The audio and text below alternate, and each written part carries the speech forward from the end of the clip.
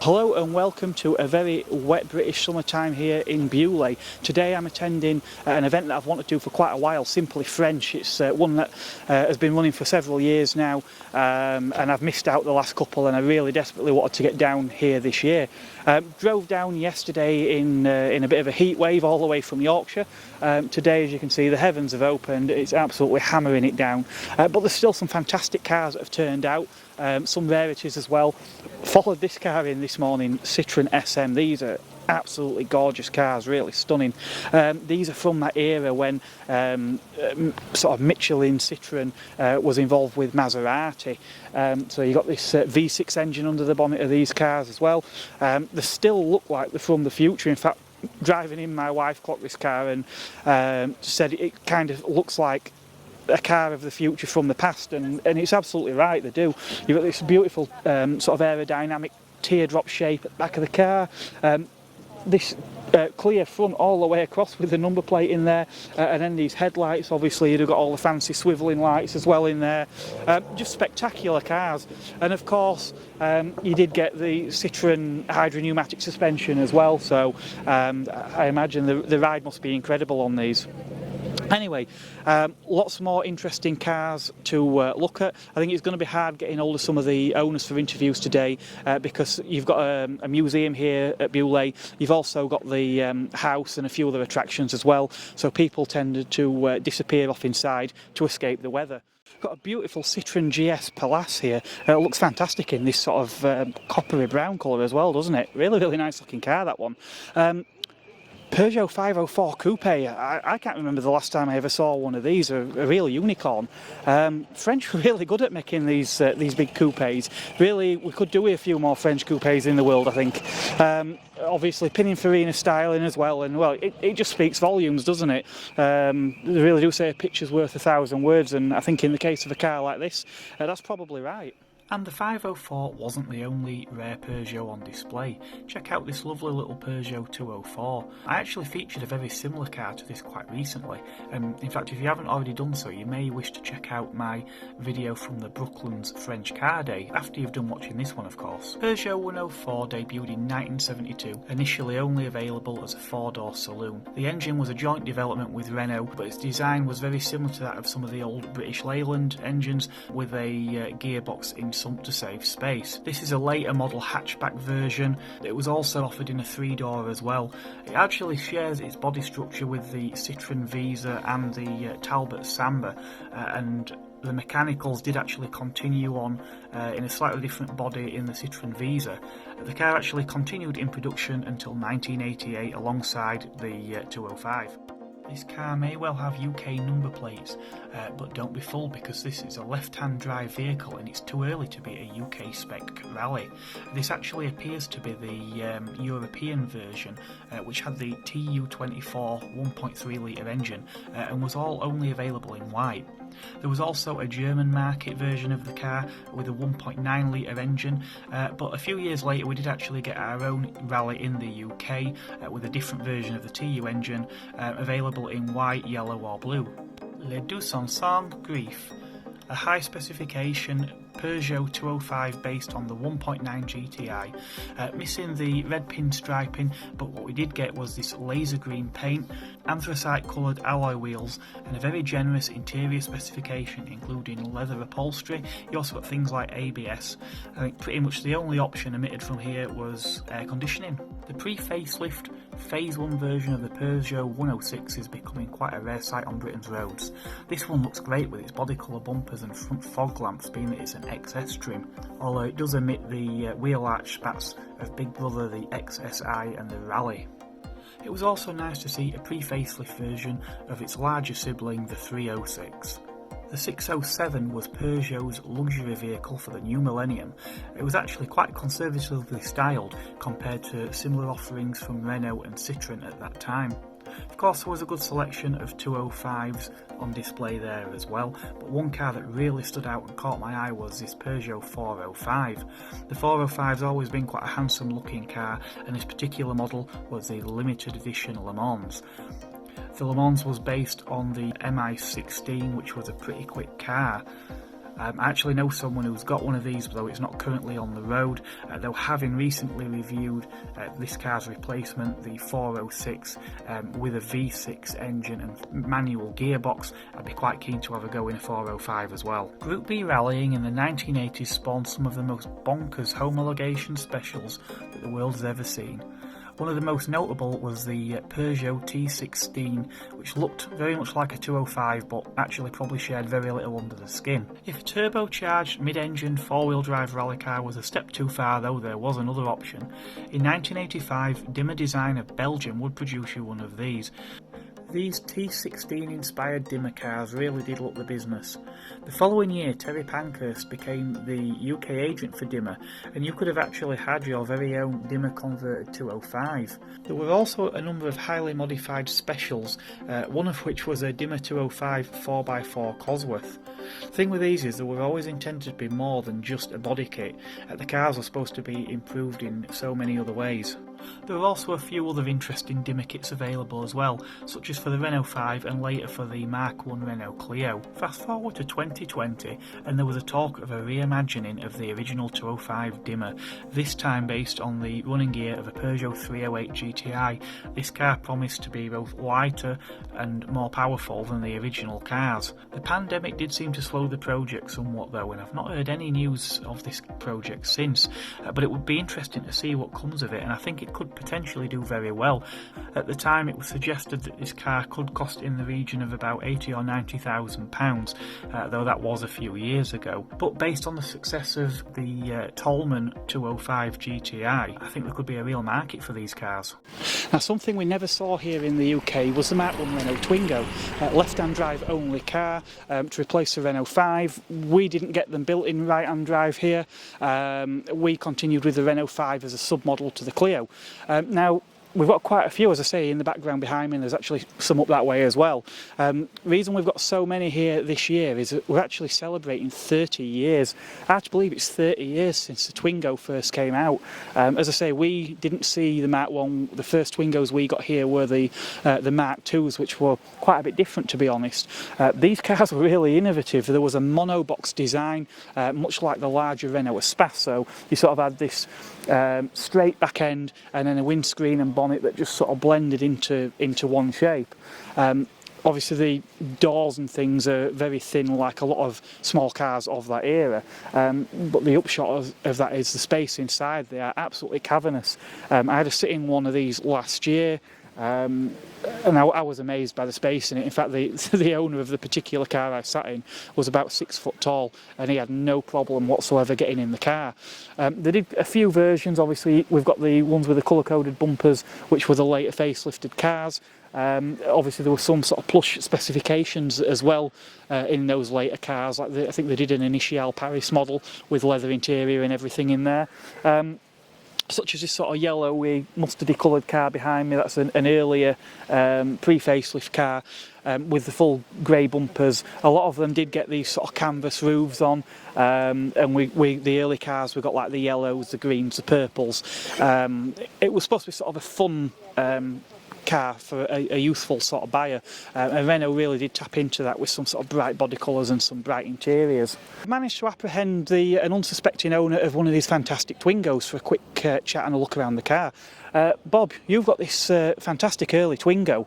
Great colour, isn't it?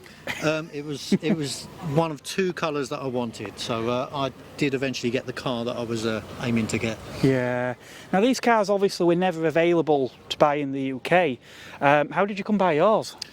It was a bit of a whim actually. I first saw the Twingo in '95, I think, and promised myself one. And then about 2 years ago, it was a rainy day like this, and I was sitting indoors looking on French eBay. Yeah. Saw one, bought it, and then thought, how am I going to get it? Yeah. So I literally booked a train and a plane and another train, went over to France and drove it back. Yeah. So there's a bit of a warning here. Obviously, in the UK, we have a lot of rainy days, and we do find ourselves a lot looking on eBay. So be very careful, or you could end up buying a Renault Twingo. It's very easy to do. And I just wanted like I suppose it's the equivalent of the French Mini Metro. Yeah. It's the same era, roughly the same shape, but I just wanted something a bit different. Yeah, I mean this monobox design is very unique, and I know it was one of the cars under Patrick Lequemont. Yes. And obviously, you know, he sort of looked at the Clio and then tore the piece of paper up and said, right, we're going to push the wheels into the corners, and Yeah, they did. sort of really is just sort of say reinventing the wheel, but that's what they tried to do with this car, isn't it? It is, yeah, and what you say is correct.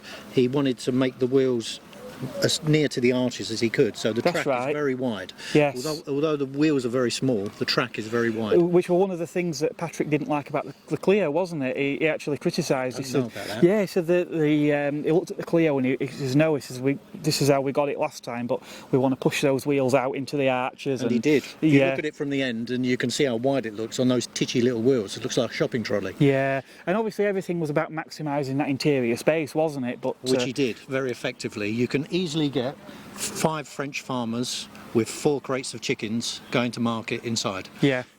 But yeah, obviously it was a car that was aimed at, you know, people. It was a bit more, it was a youthful sort of car, wasn't it? It was all about fun. And It was, and actually, I'm glad you said that, because I bought it off of a young lady. I never knew right. that. I bid for it on eBay. When I turned up, I was looking for a man, and she was about 21. This was her first car that had Right. been passed down from her grandfather to her mother and to Yeah. her. So I'm the first owner outside of the family, and I just happened to be a roast beefy that brought it back to the UK.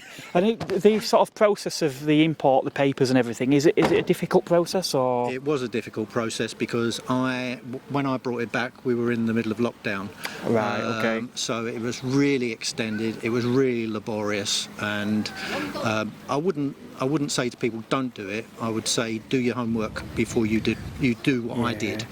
Is it a costly process on top of? It's based on the value of the car. And Right, when okay. I bought this, it was fairly cheap. So, Okay. you know, it's not costly. If you're buying an expensive car, it would be. Yeah. I just wanted a little bit of fun, really. You know, Yeah. so this wasn't my daily driver. So Yeah, of it's course. just a bit of fun. I mean, obviously there's a few in the UK now, but you know, they're never plentiful. And when you did see them, there was always on the southeast, because that was the sort of closest point to France, wasn't it? And so you either saw French cars that had come over, or perhaps, you know, locals in the southeast that bought these that were maybe regular day trippers to France, perhaps.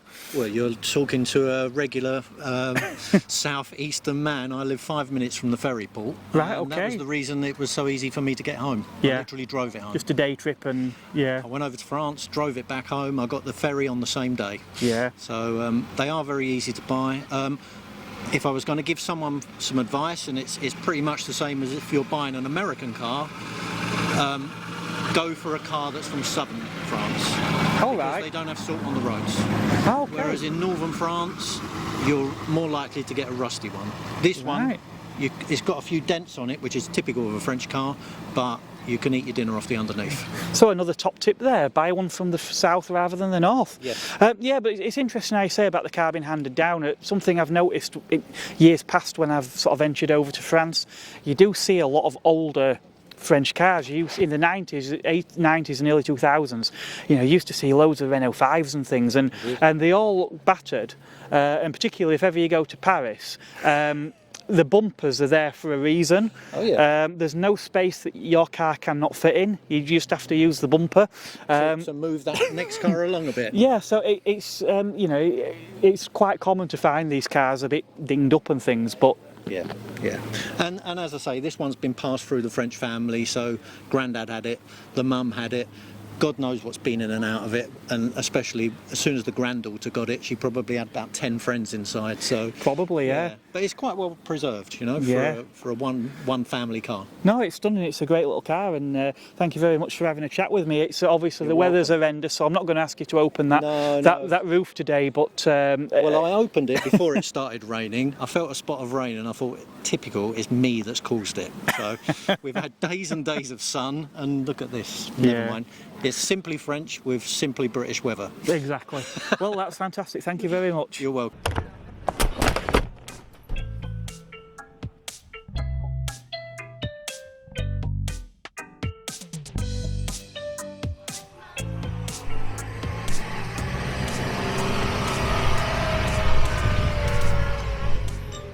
event attracts a good selection of vehicles from both individuals and club displays. It was great to see that there was a club here with some Clio 16 valves, the lesser known model often overshadowed by the Williams. Unmodified versions are increasingly rare these days, as so many did end up being converted into track cars. The even lesser spotted Clio RSI was the 8-valve version of the 1.8 litre Hot Clio. There was also a few Megans on display, the RS models which have become incredibly popular in recent years, and there was even a 3-door Mark II in GT guise which sat just below the Renault Sport model. With its mid-mounted 3-litre 24-valve engine, the Clio V6 never loses its sense of theatre. I've done quite a few French car events of late, and obviously you do see a lot of the same vehicles over and over again. I do like to try and focus on some of the cars that I might not have seen before, and there's one such car here behind me. John, you own this fabulous Matra. Now I've seen a few sort of Murenas and Bagheeras, but we've got something a bit earlier here. It's a 530LX. 530LX. They made an SX later because this was a bit too expensive. Okay. And the SX had exposed headlights, like pods, where these are pop-up ones, and it was generally not as good a spec. But so this was the first production car, as I understand it, after the D-Jet, which was very much a racing car.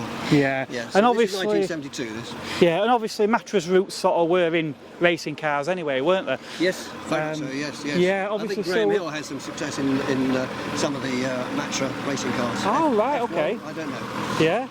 So obviously we've got a 2+2 layout here, as opposed to the 3-seaters of some of the later cars. Yeah. Still mid-engined. Yes. So a Ford V4 powering this one. Yeah. 1.7 litre.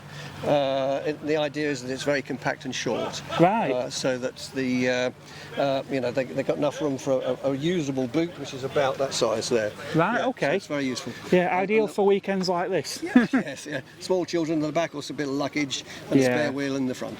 It is a surprisingly compact car, to say that, like you say, it squeezed sort of two load areas and a back seat of sorts in there as well. Obviously, you certainly aren't going to be getting any tall people in there, but no. It's still quite remarkable packaging, It's only isn't a very it? small car, and also it's quite nice because you've got this Targa effect. Yeah. And you can actually take out the driver's side and leave this one here, or you can take both sides out, and you've got a completely open top car. Yeah. But this bit remains.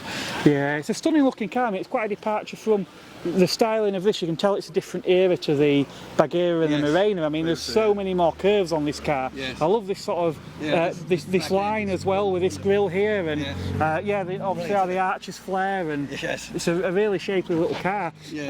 Obviously a GRP body as well. So yes, the outer body is all GRP, so you never have trouble. You can always repair it.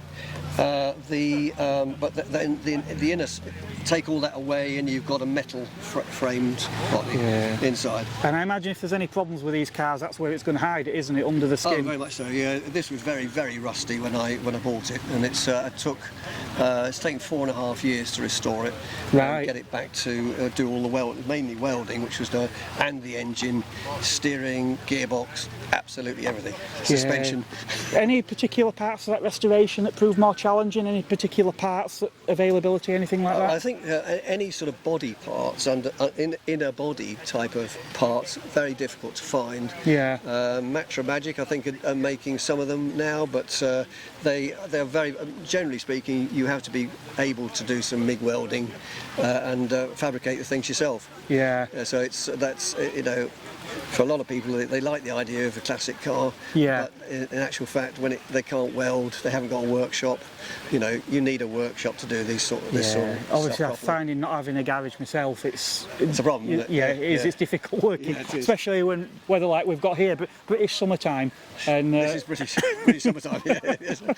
But no, I mean, it certainly looks all the better for it. You've done a fantastic job on this one, and I imagine being such a small, lightweight car, I bet it's a really nice drive. Yes, I mean, it's not a performance car. It's got independent suspension all round, disc brakes all round, Yeah, it's not quick.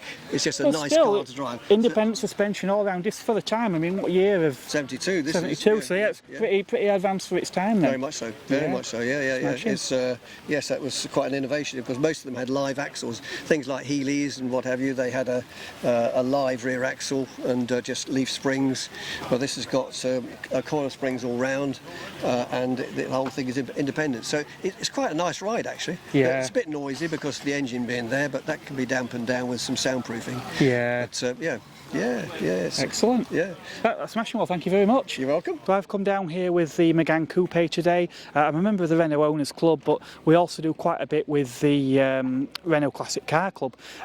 We're on their stand today. There's a fabulous selection of classic Renaults, so, some sort of really early stuff, through to your sort of 80s and 90s cars that I'm a bit more familiar with.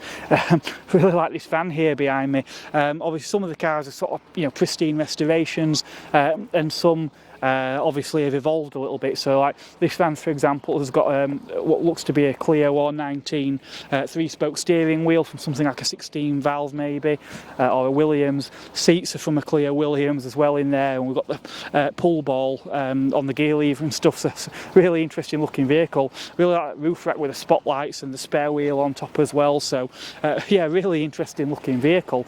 Got a Renault 16 hiding behind there as well. Plenty of Alpines, Renault 4s.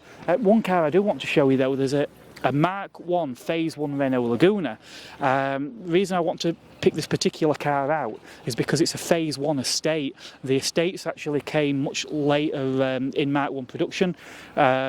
And sort of towards the back end of Phase 1s as well. So to find any Mark 1 estate is quite rarity, and to find one in Phase 1 guys as well. I don't remember the last time I actually saw a Laguna estate, let alone a Phase 1. Jason is a fellow Renault anorak, or enthusiast if you want to be more polite about it. Jason, you've resurrected quite a few Renaults over the years. Yes, I have. You brought a couple actually today, haven't you? The Renault 11? Yeah, that one there and that one. Yeah. And my friend James has bought that, which was mine, which is work in progress. Yeah, now the car I wanted to pick out today is this Laguna. Yeah. Obviously being, again, an estate and Phase 1. Yeah. Really, really rare to see these. Yeah, it is rare, yeah. I bought it from Richard Birchenough, as you know, because it came to me with a massive oil leak, which took 10 minutes to fix, basically. Right. And I'd done a few bits of light recommissioning and have driven it for the last more than a year. Oh right, so you've had it a while then. Yeah, I've had it since July 2022. Yeah, so do you normally sort of keep them that length of time, or is this one a bit of a keeper for the fleet? Or? I will keep, most of mine, none of them have gone that have, one of mine went, which was my Renault 11 GTL, which went to Richard Birchenough. That's the only one that has actually gone. Oh right, okay. But I've got various other Renaults in progress, if you say. Yeah. That one I just wasn't never going to do, so that's why James took it on. But these Mark 1 Lagunas, I mean, they were great cars. They were known for having a reputation for being good to drive, comfortable. Yes. Oh yeah, it's lovely. They really sort of ticked all the boxes. They were very stylish cars. But the estate, it just adds that practicality, doesn't it? Oh, it's brilliant. I mean, I've had all sorts of things in it. I shouldn't say what I've had in it on there, but wheels and tyres and God knows what. I've used it to pick stuff up. It's just useful to keep about. Yeah. That's why I've never worried about it going. Right. And it never gives any aggro either, to be quite honest. No, I mean, obviously... As long as the immobiliser doesn't play up, I think it'd be fine. Oh, tell me about that. Yeah. I'm still trying to find an infrared key for mine. Yeah, well, I've only got one key for that. Yeah. The joys of owning 90s Renaults. Yeah, but to be fair, it's brilliant. So we've got obviously a mid-spec RT. Yeah. And we're saying about obviously reliability, everything else. Yeah. We've got that 8-valve 2-litre the F3R, haven't we, under the bonnet here? Yeah, and it's no problem at all. Yeah. It's parked up for weeks at a time. Go there, the way it goes every time. Drive it anywhere really. Yeah. I'd happily drive it north, south, east, west, anywhere. Yeah. Without an issue. Smashing. Well, that's great, thank you very much. No worries. A real blast from the past for me, Pat, next to my very own Mk1 Megane Coupe, Renault 5 Campus Prima. There's actually a couple of these here today, but the reason this one stood out to me, the year of registration and the colour, exactly the same as the one my dad had. The only difference being the one that my dad had brand new, the random element on the number plate was SKY, so it was a sort of sky blue colour with sky on the registration, which were quite a nice, cool little touch, I always thought. Of the three larger French mainstream car manufacturers, it weren't just Peugeot and Renault who had vehicles on display here at this event. There was a great selection of vehicles from Citroen as well, and that included everything from really early cars like this fantastic traction Avant, which was one of those pre-war designs that remained popular long after the Second World War and was assembled on both sides of the channel, right through to things that were a little bit more advanced like this DS. Or even cars that were just survivors, like this fantastic but somewhat more conventional ZX. The luxurious C6 was never a model that you would describe as being common in the UK, but it certainly didn't seem as scarce as the C3 Pluriel. C3 based car, but this time a two-door convertible, Pluriel meaning plural, as it had many different body variations. You could have it as a sort of coupe, a convertible, you'd even drop that tailgate down, remove those side rails and have it like a pickup truck. A novel concept, but sadly one that never really caught on. One of my favourites though would have to be this CX. CX is said to relate to the car's low drag coefficient. It's a stunning body design, hard to believe it's from the 1970s, and when you look at other cars of the era, by comparison it would be like watching time going backwards somehow. The car boasts Citroen's famed hydro-pneumatic suspension system, which was also used under licence by Rolls-Royce and Bentley. The car was initially designed to be used with a rotary engine, which didn't come to fruition. It wasn't until this CX-25 GTI Turbo 2 came along that the car finally had the power to match the chassis capability. One of the most recognisable Citroens of all time would of course be the 2CV. The TPV concept was a pre-war design, but the production cars actually didn't see the light until around 1949. This particular vehicle would be a pre-1960s model by the look of it, though it doesn't have the canvas boot lid, but it does still have the corrugated bonnet, and with it stripped down the centre of the bonnet line, I would say this is probably one of the AZLP models from around 1957-58. Of course, I'm certainly no 2CV connoisseur, so if you know any different, do drop me something in the comments, it will be very interesting to know.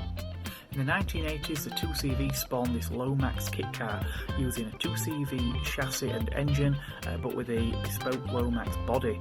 This particular variant, I believe, would have been known as the 223 for 2 cylinders, 2 seats and 3 wheels, and bared quite a strong resemblance to the old Morgan 3-wheelers. There was also a 4-wheel version known as the 224, the 4 being obviously for the 4 wheels.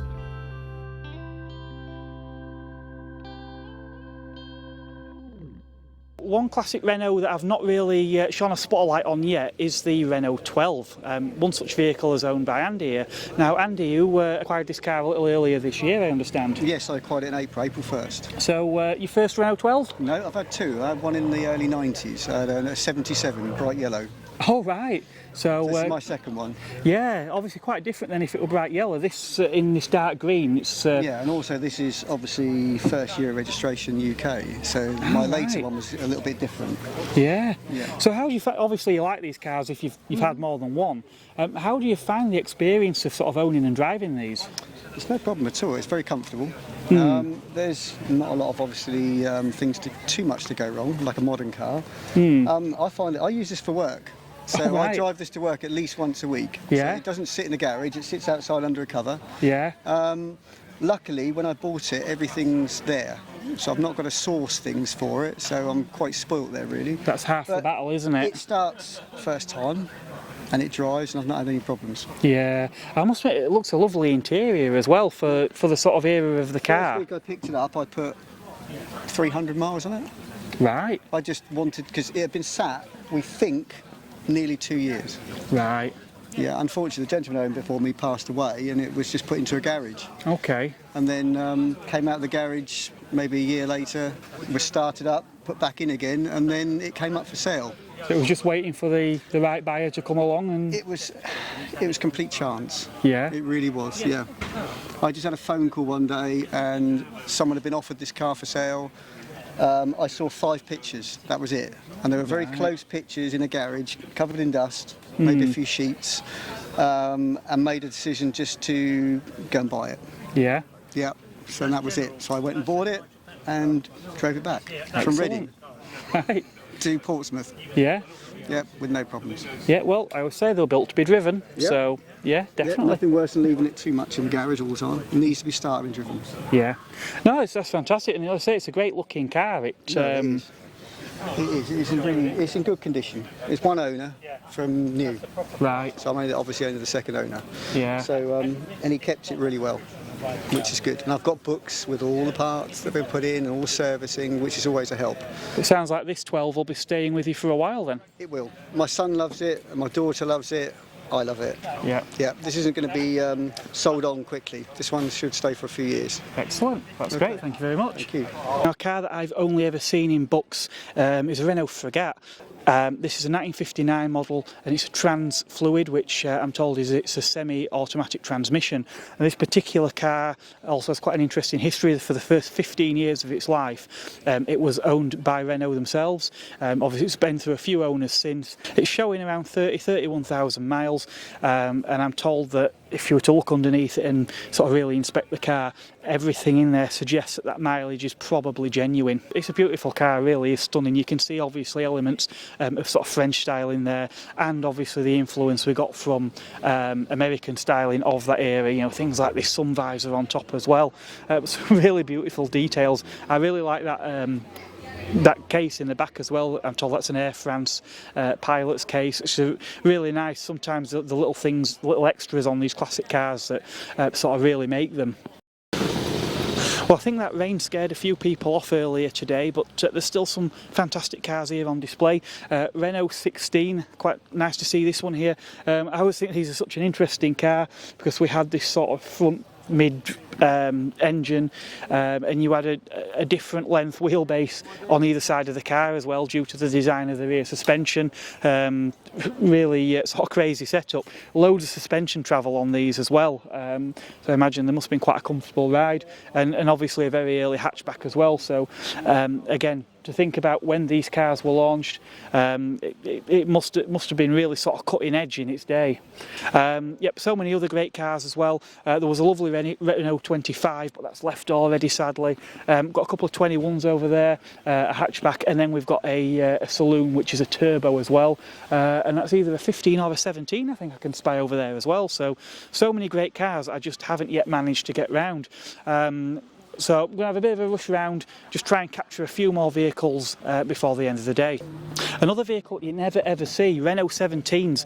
Up until last year I'd never seen one of these at all. Saw two at a Renault Owners Club event last year, and then this one here today. Now I'm told this is actually a US spec car, so this one's fuel injected, which the European ones at the time wouldn't have been. But things like these on here, and again down at the front, again all sort of US spec.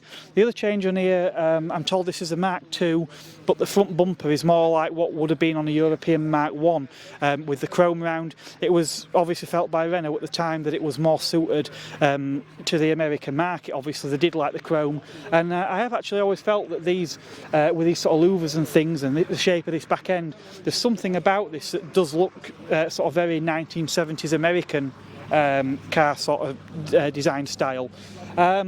Another fascinating car behind me, again I've never seen one before. We've got a Rodeo over there. Again, I've never seen one of those before. Sadly the owner is sort of packing up and going now, so I can't really show you as much of that as I might have liked. But yeah, another fantastically rare car. There is some campers as well over here. I'm going to try and go and have a quick look over at a few of those before they go, because we are getting on in the day now, and quite a few people are already leaving. This brings part one of my Simply French coverage to a close, but fear not, because there'll be plenty more to come in part two. where I'll be taking a closer look at that Renault Estafette van. I'll also be having a look at a period time warp Peugeot camper van, as well as catching up with a few members from the Renault Trafic Mk1 Owners Club with their fantastic range of camper vans. As always, don't forget to hit the like button, drop us a comment below, and if you haven't already, do consider subscribing and hit that bell notification to be one of the first people to be alerted when the next video goes live. Thanks again for watching, I'll catch you on the next one.